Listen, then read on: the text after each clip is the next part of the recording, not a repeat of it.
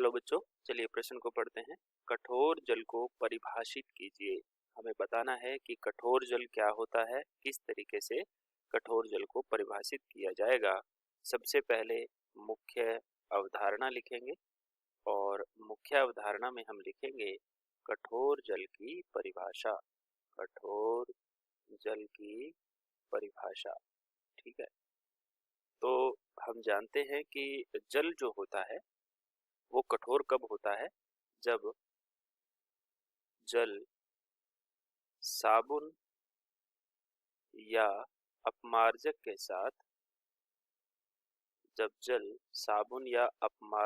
साथ आसानी से झाग नहीं देता है, तब तो उस जल को कठोर जल कहा जाता है। कठोर जल कहा जाता है, ठीक है ना। बड़ी आसान सी परिभाषा है इसकी कि कठोर जल किसको कहा जाता है, जब साबुन के साथ में झाग नहीं देता है।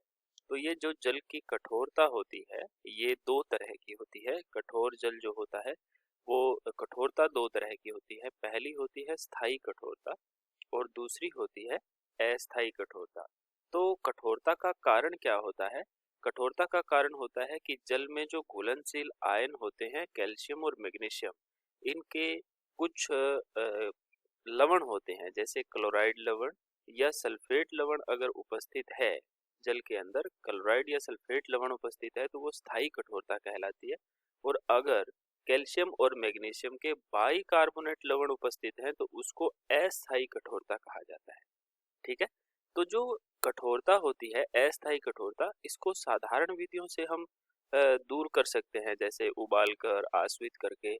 लेकिन जो स्थायी कठोरता होती है उसको एक विशेष प्रकार की विधि से गुजारा जाता है, तब वो कठोर जल जो है वो मृदु होता है, उसकी कठोरता दूर होती है, जैसे कैल्गन विधि या परम्यूटेट विधि है ना, इस तरह की विधियों से।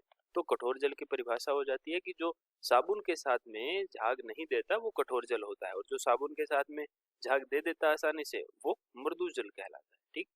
तो आशा करते हैं आपको समझ आया होगा। धन्यवाद।